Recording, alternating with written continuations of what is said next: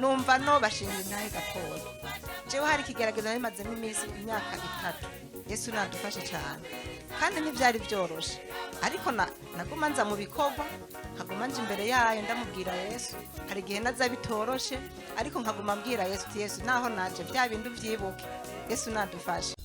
Ijambo ry'Imana ni itara, ijambo ry'Imana ni umuco umurikira ibirenge vyanje mu nzira y'agakiza. Gusenga nikwiza guhagurutsa Imana ku ntebe ikaza gutabara wagusenga.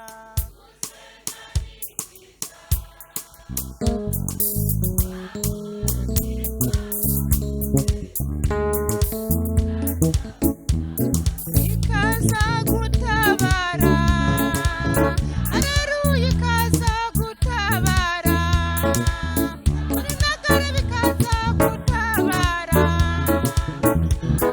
ikaza gutabara. Gusenga nikwiza guhagurutsa Imana ku ntebe ikaza gutabara wagusenga.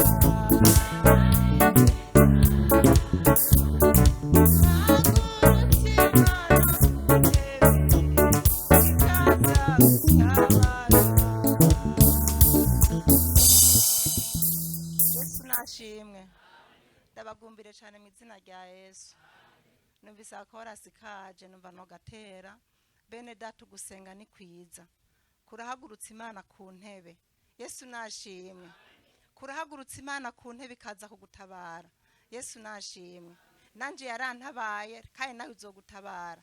Yesu nashimwe kubera iki? Kubera gusenga. Yesu nashimwe muri byavuze ngo umuntu adasenga ngo yamana ibyaha vyiwe. Yesu ntabwo icubahiro. Ugusenga kuradutabara, ugusenga kuradukiza ibyaha, ugusenga ni kwiza. Yesu nashimwe biratuma Imana ihaguruka ku ntebe yayo. Yesu ntabwo icubahiro igahaguruka ku ntebe yayo kubera yumvise umuntu ariko arasenga. Yesu nadufashe cyane. Imana iduhe gusenga. Yesu nashimwe Imana ibiduhe tubigire twese. Umuntu wese yamane gusenga, uri kuragenda, uri mu gikoni, uri kuri vora. Yesu nashimwe wumve wosenga. Yesu nadufashe bene data muri iki gihe turakwiye kubaho mu buzima bwo gusenga. Imana ibimpe kandi nawe ibiguhe. Yesu nashimwe uyu mugoroba numvise twoganira kuri aya majambo ari muri Luka igice cya 18 duhere ku murongo wa mbere geze ku murongo w'8. Ndasoma mu izina rya Yesu. Luka 18 ku murongo wa mbere. Indanzi y'amajambo iravuga umugani w'umucamanza agabitanya. Abacira umugani wo kubigisha uko bakwiye guhora basenga ntibarambigwe. Arababwira ati mu gisagara habaye umucamanza adatinya Imana ntagire udusoni ku bantu. Muri ico gisagara hari umupfakazi aza kuri we kenshi aramubwira ati njira urubanza runkiza umwansi wanje. Amara imisi atemera ariko hanyuma aribwira ati naho natinya Imana kandi singire isoni ku bantu, ariko kuwo mupfakazi angoye ndamucira urubanza rumukiza ngo ntiyame aza imisi yose akanzigiriza. Kandi umwami Yesu aravuga ati nimwumve uyo mucamanza agabitanya yavuze. None mbega Imana nizocira abo yatoranije urubanza rubakiza barogera ku murango no mwijoro nahibatevye? Ndababwira yuko izorubacira vuba, ariko umwana w'umuntu niyaza mbega azosanga ukwizera mw'isi. Yesu aguhezagire. Naya majambo y'Imana ndazi neza ko atari ubwa mbere uyasomye kandi na Yesu ubwa mbere ndayasomye nama nayasomye kenshi, ariko nakuye mu ijambo rimaze iminsi mu mutima wanje rivuga ngo mbega Imana ntizocira urubanza abantu bayiborogera ku murango no mwijoro. Yesu nashimwe. Harakajambo avuga ngo nahibatevye. Yesu nashimwe. Rero aya majambo harimwo umucamanza, harimwo n'uyu mupfakazi. Yesu nashimwe. Turumvise ko hariho umupfakazi yamaza kenshi kugira ngo umucarubanza amucire urubanza rumukiza umwasi wiwe. Turabona ko uwo mupfakazi yari afise umwasi amumereye nabi. Yesu nashimwe. Nkuko nawe ushobora kuba ufise umwasi. Yesu nashimwe. Jambo ry'Imana tubwira ngo dufise abansi batatu. Hariho isi n'umubiri, hariho na Satani. Abo ngo batugwanya ubudasiba kugira ngo ntituze tubone Imana. Rero n'uwo mupfakazi nawe yari afise umwasi ku ruhande rwiwe, kandi uwo mwasi yaramumereye nabi. Igituma yaramerewe nabi, urabona ko yama yagiye ku mucamanza ntiyahengeshanya. Nubwo uwo mucamanza atagomba kumwumviriza, ariko uwo mupfakazi ntiyigeze adeha ngo areke kugenda. Yesu nashimwe. Biraboneka ko yari afise umwete wo kuguma agenda kuri uwo mucamanza kugira ngo arabe ko uwo mucira urubanza rumukiza uwo mwasi wiwe. Yesu nadufashe cyane. Rero nawe niwiyumvire uwo mwasi ufise akumereye nabi uyu munsi canke nanje niyumvire kuko iri jambo ry'Imana ubwo narihawe naje ndashobora kwiyumvira nkumva ko hari umwasi mfise ariko angora bituma nogenda kubwira umucamanza. Yesu nashimwe. Twebwe turafise umucamanza wacu ninde? Yesu n'umucamanza wacu kandi aducira urudukiza. Yesu nadufashe cyane. Turabona uwo mupfakazi ngo yamagenda. Uwo mucamanza biraboneka ko atihuse kumucira urubanza ariko ntiyigeze adendebukirwa. Yesu nadufashe cyane. Yamagenda uyu munsi akagenda akamubwira ati uyu munsi nta mwanya mfise wo kukumviriza, ejo akongera agasubirayo. Yesu nadufashe cyane. Iyo umuntu agomba kwishurwa ntarambirwa atarishurwa. Yesu nadufashe cyane. Uyu mupfakazi yaramfashije cyane mu kunyigisha ko umuntu akwiye gusenga ntarambirwe. Yesu nashimwe. Bitwigishe ko umuntu akwiye gusenga ntarambirwe. Uyu munsi nimba ugiye gusenga ntiwishurwe, hariho abantu baca babivamwo ugacumenga iyo Mana iri kurabwira ntiyumva, ukamengo yaragutebeje. Yesu nadufashe cyane. Ukabona ko hari abigeme mungana bamaze kwishurwa, bamaze kubaka izabo. Yesu nadufashe. Ariko ntibigutere gucika intege kuko Yesu ngo naho abatevya. Yesu nadufashe cyane. Wamwigemewe naho ubona umengo yagutebeje ntureke kumubwira ko ukeneye urugo. Yesu nadufashe. Wa musore naho ubona umengo vyatevye guma umubwire ati Yesu nukuri ndakeneye urugo. None siwe yavuze ngo si byiza ko umuntu yibana wenyene. Yesu nadufashe. Si byiza ko umuntu yibana wenyene. Cyo gituma rero Yesu abishiramwe uruhara kugira ngo uronke urugo. Yesu nadufashe. None si jambo ry'Imana ngo si byiza ko umuntu yibana wenyene. Rero nturambirwe kumubwira. Rero hari gihe bipfira ukabona urarambiwe nakazi kawe. Urabona umupfakazi ntigeze arambirwa. Yagumye ko agumaza gutitiriza. Yesu nadufashe cyane. Urashobora kuba ufise ikibazo kanaka nturambirwe no kumubwira Yesu. Yesu nashimwe. Muri ibyo yavuze ngo bwira Yesu byose ko ari umukunzi ibikubabaza ngo akuremeshe, akunda imitima y'abababaye. Yesu nashimwe. Akunda imitima y'abababaye. Mubarire Yesu ibyo bikubabaje nyene ubimubwire. Yesu nashimwe. Yesu nadufashe cyane. Aya majambo y'Imana je namanayize ko cyane. Uyu mupfakazi bene data nawe akwigishe nanje asubiranyigishe uko wowe ntiyigeze arambirwa, yagumaza gutitiriza. Yesu nashimwe.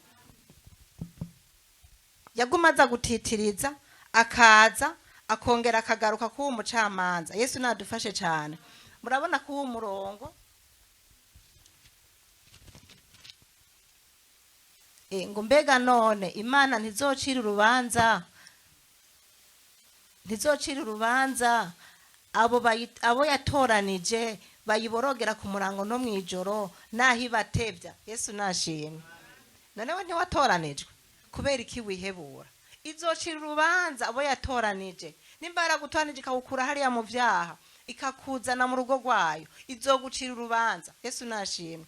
Naho vyoteba rorera. Yesu nashimwe. Numvise no kubwira ko naho vyoteba urorere. Yesu nashimwe. Numva no bashingira intahe gatoya. Jewe hari kigerageza bimaze imyaka 3. Yesu nadufashe cyane. Kandi ntivyari byoroshe. Ariko nagumanza mu bikorwa nkaguma nje imbere yayo ndamubwira Yesu. Hari igihe naza bitoroshe ariko nkaguma mbwira Yesu ti Yesu naho naje vya bintu vyibuke. Yesu nadufashe. Ntabwo ari we nyishu yawe. Yesu nashimwe. Imana ntigomba ubufasha bw'umuntu numwe. Yesu nadufashe cyane. Iyo nyene irikwiye. Yesu nadufashe. Ivyo vyiwawe irabishoboye. Ata wundi muntu numwe urinze guhanga amaso. Yesu nadufashe cyane. Ikindi gihe nzobashingira intahe kuko n'umwanya bari bampaye kuvuga ijambo ry'Imana ariko ndazi ko nzobashingira intahe mu kumva gutabara kw'Imana. Yesu nadufashe cyane. Rero nagira ndabakangure nukuri umuntu wese akanguke tumenye yuko dufise umucarubanza mwiza ni Yesu. Yesu nadufashe cyane. Ntugire ngo ivyiwawe yaravyirengagije. Oya, nukuri ntabwo yavyirengagije. Nta nubwo yakuretse, nta nubwo yavyibagiye. Nimba waramubariye canke nimba ari isezerano mwahanye. Je cyatumye ntitiriza nuko nari mfise isezerano. Imana yambwiye ko izontabara kandi ko izongirira neza kandi ko izonezereza. Rero ncanguma ndayishuza none yaranyishuye. Yesu nashimwe. Mumfashe tuyicubahira iyo Mana. Yesu nashimwe. Rero nawe nagira ndakubwire muri vya bindi ushika ahantu ukabura n'ijambo uvuga. Hari igihe umuntu aja agira ikibazo agashika n'umwanya wo gupfukama ukabura n'ijambo uvuga. Yesu nadufashe. Ariko mubwire Yesu ti Yesu naje napfukamye ahasigaye wewe ikibazo urakizi kandi ndarindiriye inyishu. Urindira uyishuza kuko isezerano ry'Imana iyo yari guhaye uratitiriza ukayishuza. None nimba uri umukobwa yarakwemereye umugabo ugacuguma ngo ngaho yaranyemereye ntusenge ngo ubwire Yesu ti Yesu nukuri ndacarindiriye. Hari igihe usanga nyene vyabaye ugasanga ugeze mu myaka 30, 35, 40 ukirindire kandi Yesu yarakubwiye. Ariko nagira ndakubwire nturambirwe no kumubwira Yesu kuko ari hano batugirire neza. Kandi n'ubu uyu munsi nyene wogenda utahanyishu yiwawe kuko Yesu ni hari aracakora. Yesu nadufashe cyane. Aracari ku ngoma, aracakora, aracafise ubushobozi bwo gusenyura ibimeze nk'imisozi imbere yawe ukamukorera unezerewe, ukamukorera widegembya. Yesu natugirire neza. Ariko naho ibatevya Yesu nashimwe. Naho yo gutevya ntuhave uja kwicira inzira. Uhave urondera kuja mu bitagira ikimazi. Uhave urondera kuja mu vyaha. Yesu nadufashe. Guma aho nyene Yesu yagushize kugira ngo ahazozira azosanga ukimurindiriye kuko inzambi itaravuga Yesu arashobora kuza. Yesu nadufashe cyane. Urupfu rurashobora kuza ukirindiriye. Rero azosange umeze neza mu mutima utacitse intege utadendebukiwe ariko ukimurindiriye neza ukimufise kwibyizigire. Yesu nashimwe. Hari jambo twasomye hepfo rwango mbega nazosanga ukwizera mwisi. Yesu nashimwe. Yesu azogisanga ukimwizigiye. Ukimwizigiye nk'umwami n'umukiza wawe. Yesu nahabwa icubahiro. Azosange tugifise kwizera mitima yacu.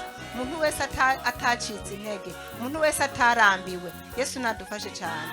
Rero igitumi nk'ishu ziteba nuko kurambirwa. Imana turinde kurambirwa bene data. Ikurinde kurambirwa, iguhe gushira ibyizigiro kuri Yesu. Yesu nadufashe cyane. Rero nagira nsabe umuntu yoba yararambiwe, umuntu akumva ariko arabivamo, umuntu akumva agomba kubiheba, birashoboka. Yesu nashimwe. Ukumva umengo wobiheba kubera igihe kibaye kirekire ariko Yesu aracakora kandi Yesu aracaguteza ibiganza. Umuntu yumva yari karacika intege acaza abakozi b'Imana bari hano kugira ngo bamusengere kandi Yesu arashoboye. Yesu nta na kintu na kimwe kimunanira. Yesu abahezagire.